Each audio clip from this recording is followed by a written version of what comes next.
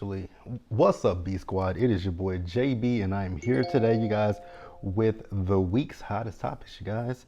So this is going to be the hot topics for the week of May the 6th through the 13th, you guys. So before we go ahead and get into these topics, if you guys have been watching this video or any other on the channel, and you guys aren't subscribed yet, then do me a huge solid favor do me a huge solid favor, you guys, and stop taking me out on this date and having me pay for it at the end of it. You guys know the routine. You can do me that favor by liking the video, subscribing to the channel, and turning on those post notifications, you guys. And with that out of the way, without further ado, let's discuss what's hot and what's trending this week, shall we?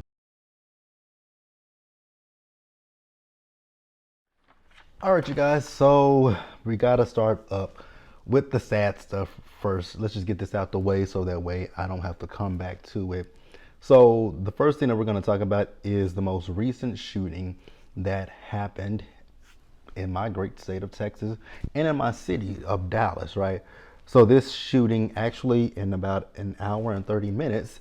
Well, when you guys see this after this video is uploaded, you guys will see it's actually going to be after the time that it happened, because they're on the news. They asked to take a moment of silence for, you know, those victims who all had passed away this past weekend, right? So last Saturday, 3:36 p.m. at the Allen Outlet Mall. So if you guys are not familiar with Dallas, there are little subsections. I mean, I'm pretty sure everybody knows that, right? But there are subsections of Dallas. You got Allen, Plano, Frisco, McKinney, Richardson, Garland, Carrollton, Farmers Branch. You got Keller, Aubrey. You got places like that, right? So they're all still part of the DFW. Irving, you got Irving, you have Mesquite. So all of these are places in Dallas, right? So Allen is really close to me because, so you guys know, I've told you guys the reason why you guys don't get those Friday shows like Love After Lockup and Ready to Love on Friday nights is because I go out to eat. So I go to eat at Cheddar's every Friday night. So the Cheddar's that I go to is actually right down the street from this outlet mall. And I do typically go to this outlet mall on occasion. I go to the Nike outlet store. So last Saturday, if you guys did not see the video, there was this guy who just pulled up in front of the H&M, and he got out and he just started shooting. And they were on, they were on the news last night talking about it. They were talking to some of the people who witnessed it, and it's so interesting. So he killed 8 people. There was a cop there. He was there for something else. So they haven't released who that cop is. And the reason that he was out there for a different call because a woman had called the police saying that some other woman was following and stalking her family, right? So he was out there. So when those shots rang out, he shot and killed the gunman, right? And the gunman's name has been released. I'm not going to say his name because I don't want to give him any kind of light on my channel, right? But they have talked about the fact that he was basically a far right person, right? He was part of I think it was called Right Wing Death Squad or something like that, which is just, so in a sense he has been radicalized, right? And there were so many reports last Saturday about who the man was. They put up a mugshot of a guy, which it turns out it wasn't that guy. The right was trying to say that he was an illegal alien. He wasn't an illegal alien. He was actually in the military at one point, but I don't think that he made it out of basic training. But like I said, you guys, there were 8 victims. There was one family, Cindy, her husband James, and their 3-year-old son. I can't pronounce his name. It's spelled Kyu. So rest in peace to them. Then there were 2 little girls. Both I think one was in the 4th order. I can't remember what grade they were in. Here they are, Daniela and Sophia Mendoza. One was a 4th grader, Daniela, she was 11, and the 2nd grader, Sophia, was 8, and they attended Cox Elementary in Saxe, which I actually know where Saxe is. So then there was another victim. I can't pronounce her name, so I will spell it for you guys. Aishdae. Wara, and her last name is spelled Thatikonda. I don't want to butcher her name and mispronounce her name. She was an engineer. I believe that's what I read. Then there was a Christian Liqueur. He was a security guard there. There was one video that I think, and I think it might be Christian, because there was one store that the person was trying to get the people to the back, and that person actually got shot and killed. So I believe it might have been Christian, and I could be wrong about that. Then there was another guy. His name was Elio. I'll spell his last name as well, Cumana, and his last name is Rivas. So I think that's everybody that was, that lost their lives in that tragic event. So last week I did go on social media. I saw people were recording the gunman. They showed him on the ground deceased, and then some people were recording and they showed the victims who were deceased, and then there's still some that are in the hospital currently, right? So for me last week I couldn't talk about it because for me it was very jarring, and it was very triggering to know that something like that has happened here in Texas. And it also it blew my mind that it was somewhere that I frequent, right? So I was just thinking like that could have been me. I could have been in that position, and it frightened me so badly just to think about that I could have been out there at that time. And the fact that I do hang out in that area so much, it really scared me, you guys. But I was afraid, like even this week with going to work, I was terrified to go to work this week because it's like you don't know who's out there who wants to cause harm in this world. And for Governor Hot Wheels to get on the news and want to blame not social media, he wants to get on the news and blame mental illness. It's like two things can be true.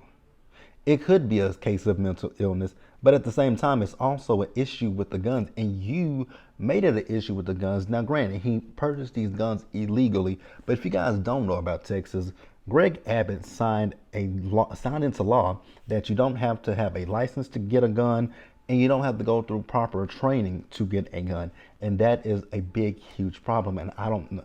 And then you see him on the news this week. He was at the border.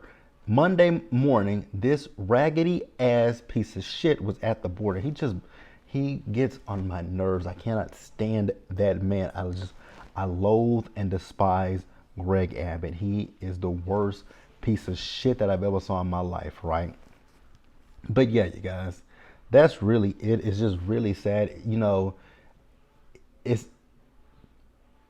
It's coming to the point where it's like you kind of get desensitized to it because it happens so much that you just don't, you don't know what to say. You don't know what to do because, you just wonder what can be done about this epidemic in the U.S. where you can't feel safe anywhere. You can't go to the grocery store. You can't go to church. You can't go to the movie theaters. You can't go to the clubs. You can't go basically anywhere at this point because damn near everywhere that you can think of has been subjected to some kind of a mass shooting at this point in the U.S. And it's chaotic. It's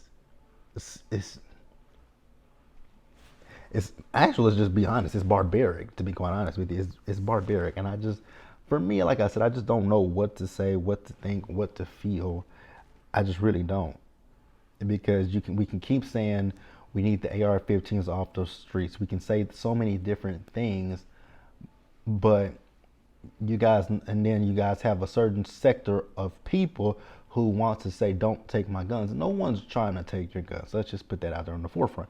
No one wants to take your guns. We just want something better than what we currently have. Because then when this kind of stuff happens, our thoughts and prayers are with those who are affected by this situation. And if you guys did not see, so when the police arrived, they did not know if there was one shooter or multiple shooters, right? So they went to the stores. Now, let me tell you a little bit more about the Allen outlet. So it's an outside mall. So all the stores are outside. And I think there is a food court, but I think the food court, the only thing that's closed in is the food court. But as far as the stores, it's a big, huge circle. So you just kind of just walk around the mall. There's certain places you might want to get in your car and you might want to drive to them. But if you feel like it, you just each store faces the parking lot, and you just basically walk to store to store to store to store. It's a whole block. So they didn't know if there was one, like I said, they didn't know if there was one shooter, if there was two. Now, our local news, WFAA, they were out there right after it happened, and there was this. You could actually see the people. They had the people come out of the stores with their hands held, right, and they escorted them across the street. And at one point in with WFAA, there was there was more gunshots. You could hear more gunshots, and there was this woman and her son, and it was so interesting because I looked at the little boy when he was running, and I could see so I can read lips.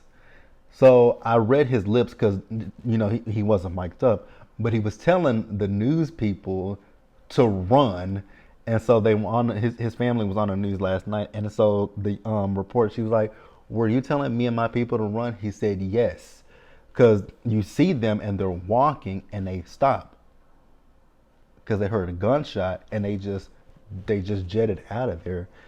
It's really crazy to think that this, like I said, is for me. It's crazy to think that this happened right here in Texas, and more specifically, close to where I live. Like, from where I live to Allen, it's about, so for me to drive up to Allen, the way that I typically take, it takes me about 20 minutes to, no, it takes me 20 to 30 minutes to get up there, right? If I were to take the tollway, it takes me a lot less time than that, but I don't take the tollway because unfortunately I owe the toll, right?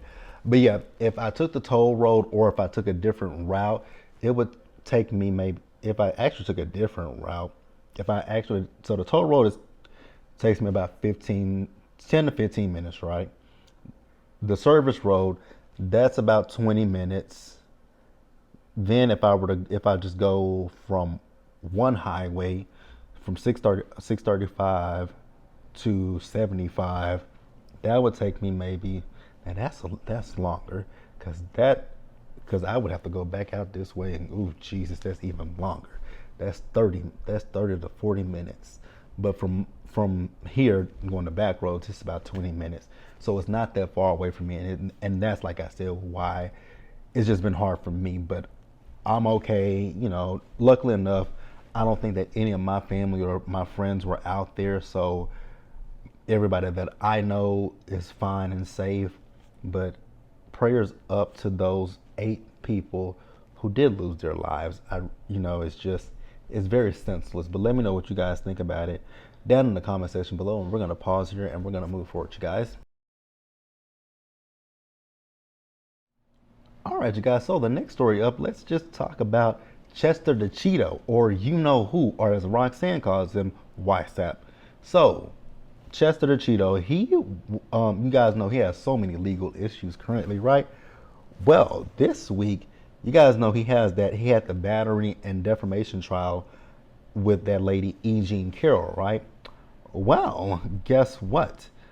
The jury found him liable, and I was like, oh, not a good win, but hey, I'm cool with it. I am so cool with it because, he feels like he can do so many things and get away with it. And this is one of those things where it's like he wants to make it like this woman was a booger wolf or something, right? But I think the one thing that hurt him the most was the fact that with him, especially with that Billy Bush tape that leaked of him a few years ago, actually in 2016, right? When he was talking about how he can grab a woman by basically, oh God. And the craziest part for me with this orange asshole is that he is, at this point, the front runner for the Republican Party, right? He's the front runner, and it's just very scary to me. And I know that currently the polls have him winning again, have him leading against Joe Biden. But I don't believe the polls because if you guys remember, the polls said in 2020 that he was supposed to have won a presidency, right? But he didn't, and Joe Biden won. For me personally, I would prefer to just have, I know Joe Biden isn't the best president, right? But he's a lot better than that orange ass hat, and I will take Joe Biden any day, right? So here's what CNN says. Former President, who, actually he's appealing this $5 million judgment awarded by the Manhattan federal jury that found he sexually abused and defamed former magazine columnist E. Jean Carroll, right?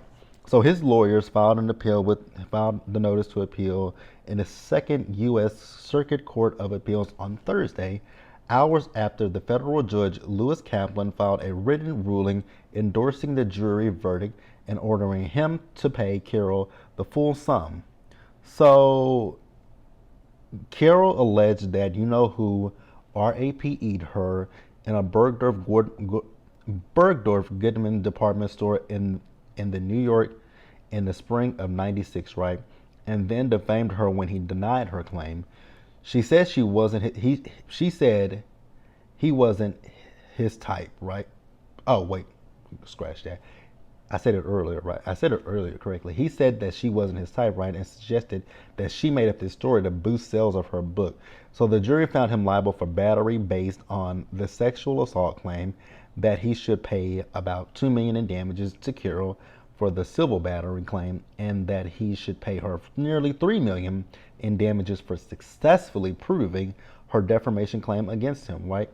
While the jury found that who sexually abused her sufficient to hold him liable for battery, the jury did not find that Carroll proved her rape. He RAPE'd her, right? I mean, now when I don't deny it, because again, like I said, the asshole was with Billy Bush and said, talking about grabbing a woman by the pussy. So does that shock you? No. So who denied all claims brought against him by Carroll and called the civil trial verdict a total disgrace.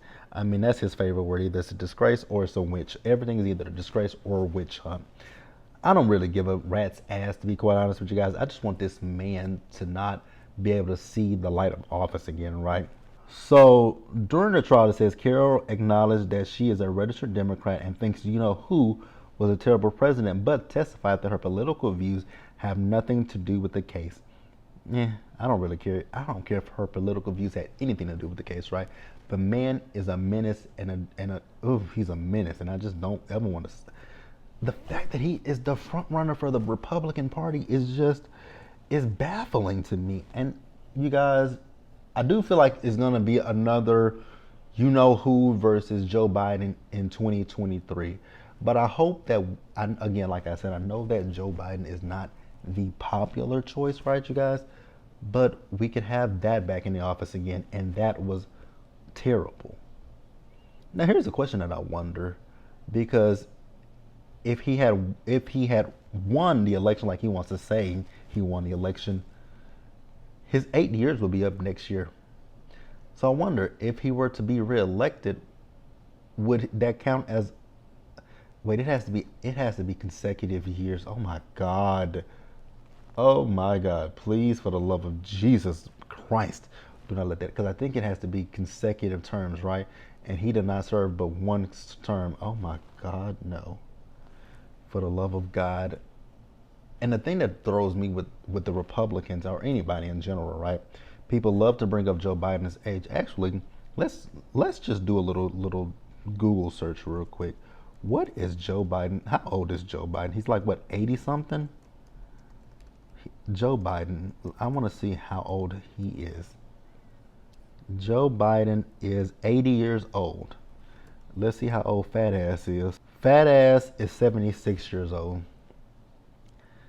So Fat Ass ain't that much younger than, so the fact that people love to talk about, oh, Joe is old, so is Fat Ass. That man is almost 80 years old. 76. 76, you guys. I will repeat it one more time. He is 76. Actually, he's going to be, this year, he'll be 77. So he is not far. He is knocking at 80's door. And Joe is already 80. So the age thing shouldn't be like, y'all shouldn't talk about Joe Biden's age.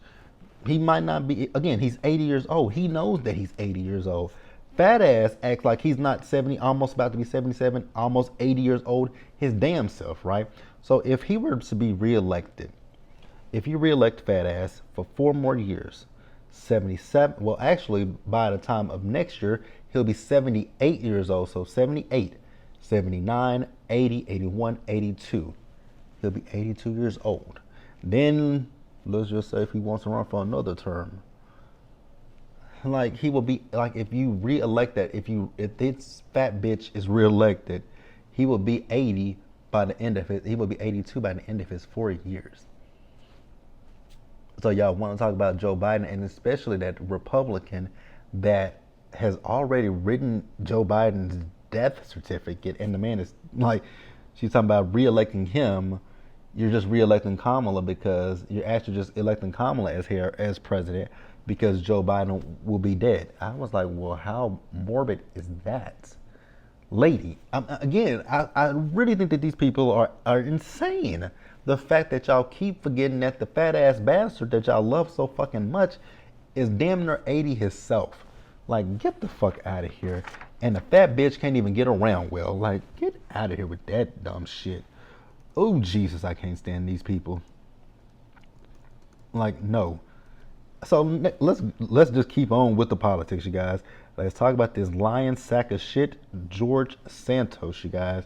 So George Santos was arrested earlier this week, right? And let's see. Where is that? So he was arrested. Now he is out of jail currently, right? He pled not guilty. So he was charged with fraud, money laundering, theft of public funds, and false statements. Oh, this is a good one. That is a piece of shit that I can't stand either, right? So it says, a 13-count indictment was unsealed today in the United States District Court for the Eastern District of New York, charging George Anthony DeVolder Santos, better known as George Santos, a United States congressman representing the 3rd District of New York, with 7 counts of wire fraud, 3 counts of money laundering, and 1 count of theft of public funds, and 2 counts of making materially false statements to the House of Representatives. That's somebody else I want to see go down to, right? So the indictment was returned yesterday under a seal by the federal grand jury sitting in Central, I don't know how to pronounce that. It's in New York, right? So Santos was arrested he was arrested that morning, and he was arraigned that afternoon, right? Before Judge Arlene R. Lindsay at the federal courthouse in New York, right?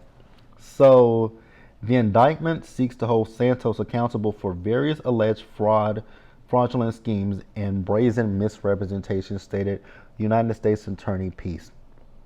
Taken together, the allegations in the indictment charge Santos with relying on repeated dishonesty and deception to ascend to the halls of Congress and enrich himself.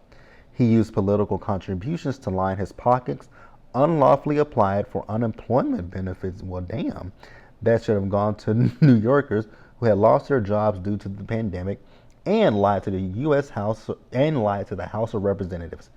My office and our law enforcement partners will continue to aggressively root out corruption and self-dealing from our communities, public institutions, and hold public officials accountable to the constituents who elected them, right? So the Criminal Division's Public Integrity Section is committed to rooting out fraud and corruption, especially when committed by our elected officials, said Assistant Attorney General Keith A. Polite, Jr. of the Justice Department's Criminal Division. As alleged, Santos engaged in criminal conduct intended to deceive and defraud the American people. As the indictment reflects, the Department of Justice will hold accountable anyone who engages in such criminality, right? I love it. I love it, love it, love it.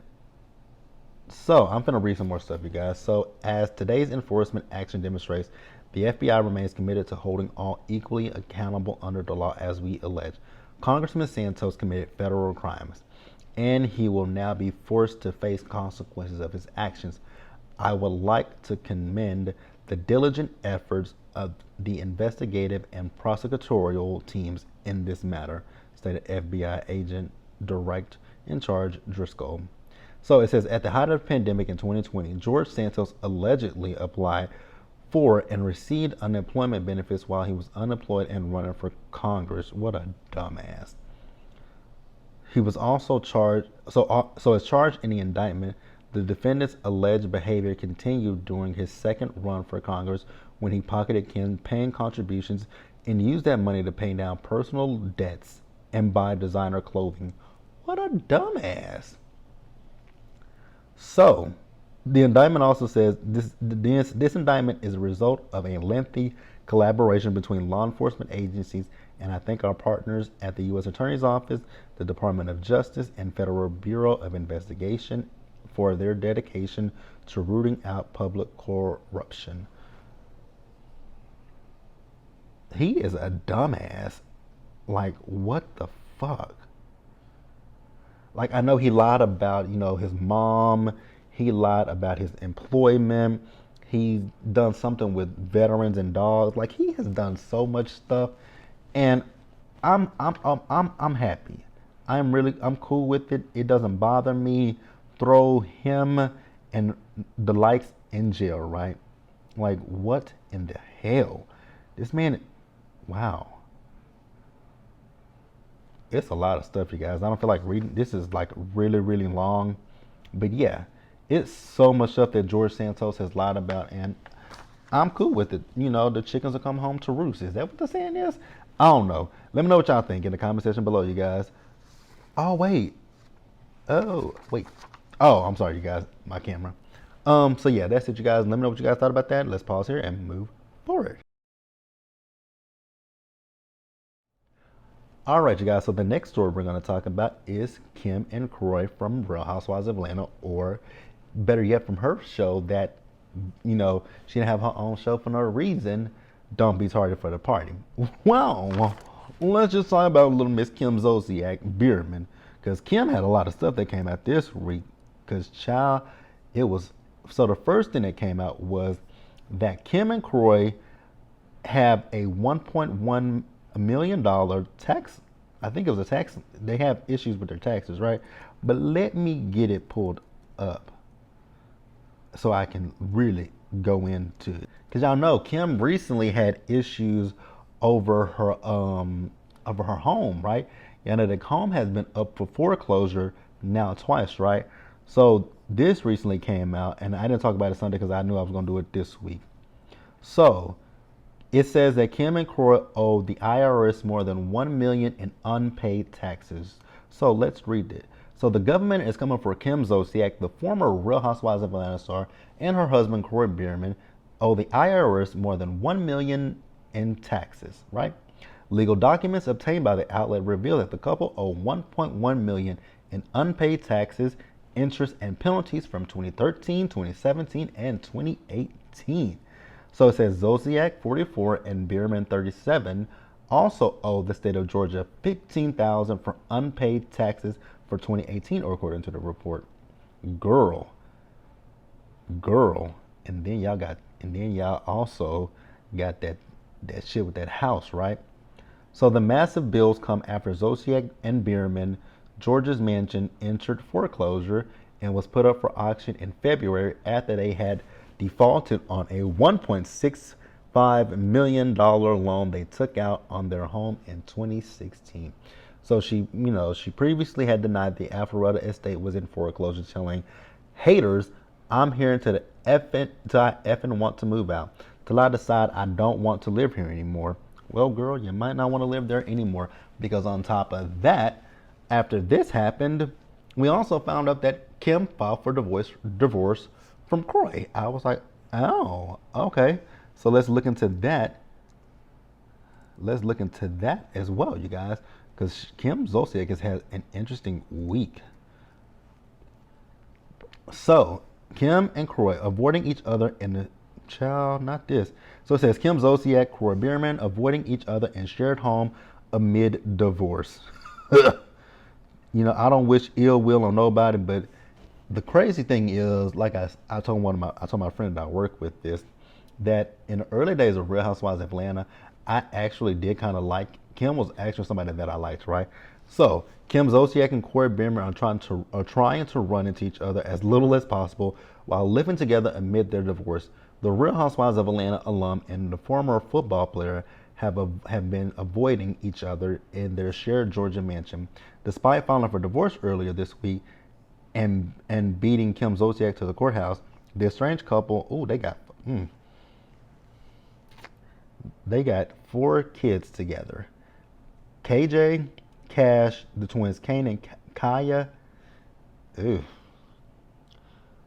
I wonder what I mean with this divorce. Who gonna come out looking good in this divorce? Because y'all have tax issues. The house isn't even really y'all's house at this point, right? Because there's a defaulted loan out there. So do y'all own that house? So what are y'all gonna? The only thing y'all can fight for in the divorce is custody of the children.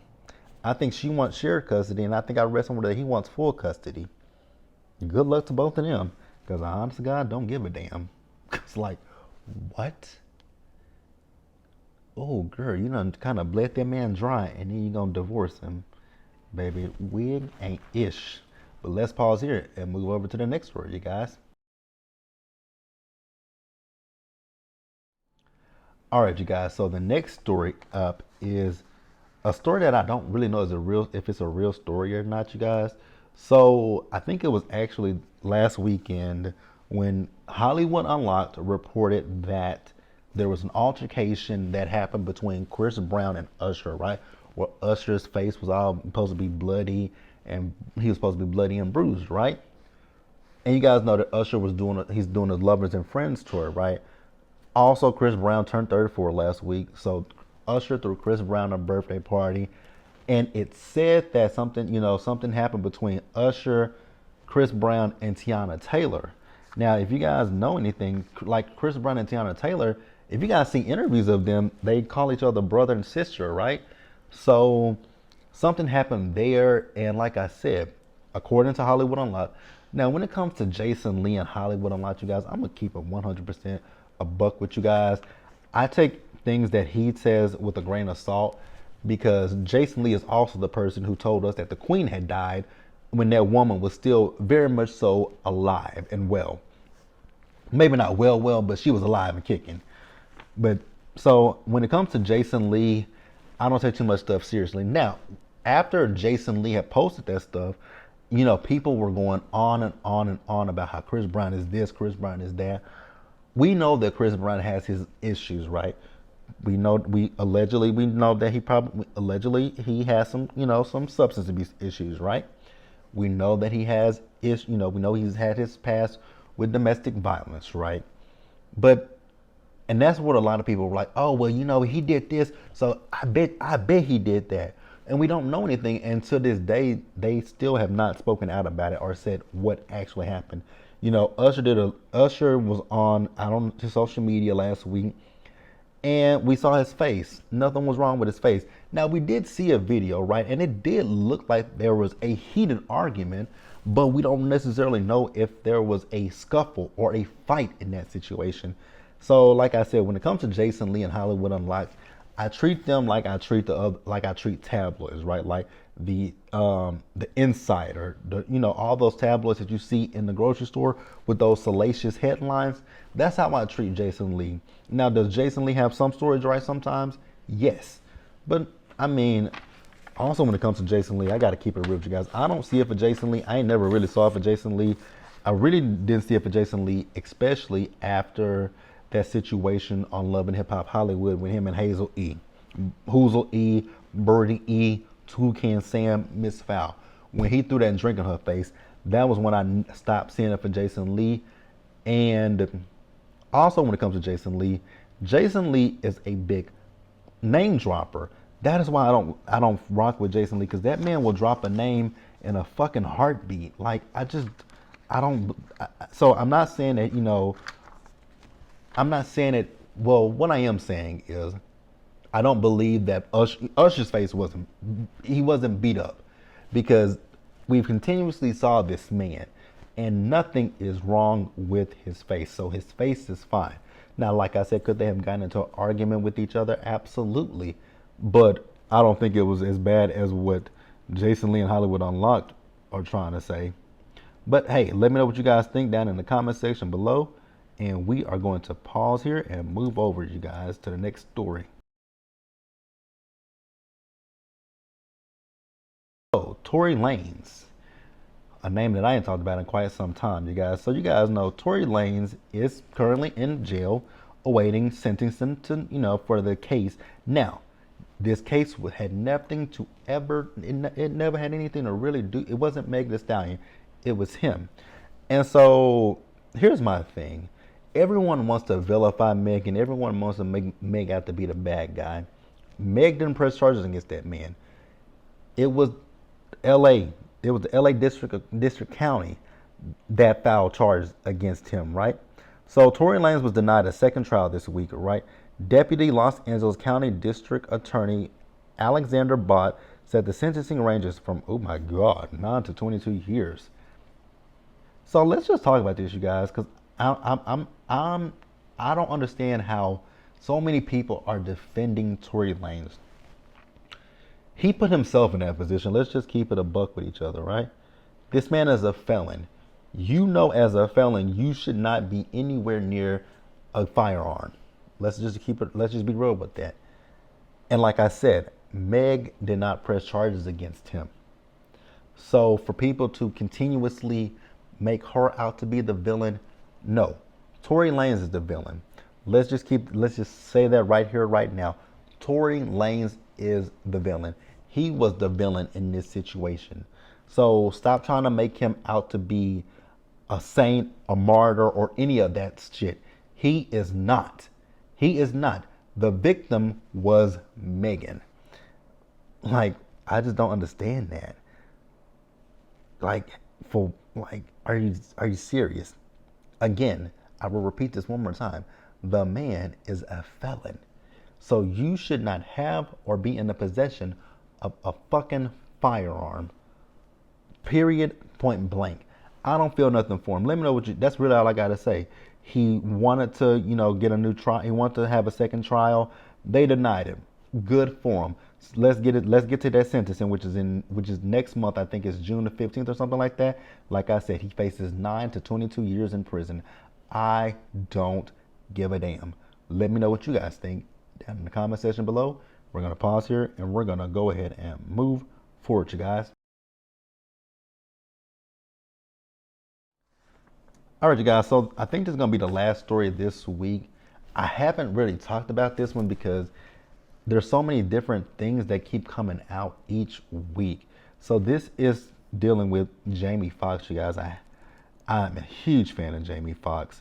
So again, we just know that his daughter Corinne had posted that he, was in a hospital, and I think this has been about 3 or 4 weeks, right? So she gave an update this week because people have been saying that, it's not looking good for Jamie. His family and friends are preparing for the worst, right?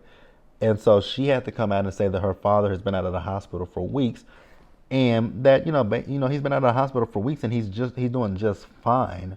He's even been playing pickleball. So for me, I'm gonna take the word of his daughter because why wouldn't you believe his child? It's just the fact that there are so many different reports out there about his health. People believe he had a stroke or things like that. And again, his camp, his people have not made a statement about what is going on. And do they have to say what's going on with Jamie Foxx? Absolutely not. That is between him and his family and his loved ones who need to know what's going on with him. Now, would it be nice for the public to know something so we can, even still, if we don't know anything, let's just send up our prayers for Jamie and pray that he gets, comes back, finishes his movie that he was doing out there in Atlanta and all that. But for people to keep going to these, and it's a lot of people that keep going to these media outlets with these stories saying, "Oh, he's not in good condition. His family is, preparing for the worst. He's on life support and stuff like that." And it's just like, if you don't know anything, why would you say something like is? And it causes these stories to run rampant like wildfire. And I just, from like I said, that's why I haven't spoke on it, because we just know what Corinne said, that she announced that he was in a hospital on April the 12th, and that's been over a month now, and she hasn't said anything until yesterday, which was literally a month after she initially posted. So, like I said, you guys, another from one Texas native, Texas boy to the next. I'm gonna send up prayers for Jamie. Like I said, I'm a huge Jamie Foxx fan. I love him down. But yeah, you guys, that's really all I got. Let me know what you guys thought about all these topics that I discussed this week down in the comment section below. You guys, subscribe to the channel, turn on your post notifications, share the video, and until the next time, you guys stay safe, take care of yourselves, wash your hands, be blessed, and I'll see you guys in the next one. We do this every week, you guys. We're gonna get back to doing it at the same time and the same day, but for right now, we're gonna see what days work. If it's gonna be Thursday, Friday, or Saturday. We'll see which days work. And I'll see you guys later. I'll see you guys for the next one. Bye, you guys. Have a good weekend.